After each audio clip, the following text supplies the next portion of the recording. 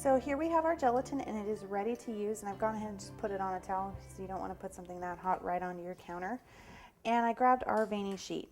Now your veining sheet has two sides. You'll feel that one side the veins are indented and the other side the veins come up, and you can feel them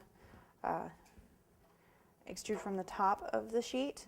You want to make sure that you have the veining sheet down so that there is basically that little vein for your gelatin to run into.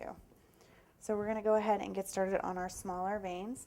Pick up your smaller brush, and you don't want these to be too thin, but you don't want them to be too thick either. And it's kind of a trial and error sort of thing. Now this is going to be a little bit difficult to see because it is clear, but you want to make sure that you cover your wings entirely. And you don't want them to be too thick because they'll curl up when they dry. And also don't worry about any sort of overlapping because you are going to cut these apart. So if you can, try to get it all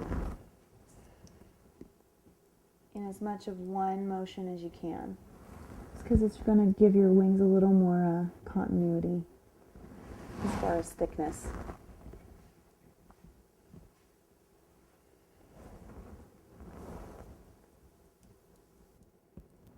If you look at your sheet at an angle, you'll be able to see if you have any thick spots, and that looks all pretty uniform. So I'm going to go ahead and pick up my bigger brush to go ahead and do our bigger wings. And you should be able to see these just a little bit better. If you get a drip, just make sure you get it smoothed down as quickly as you can.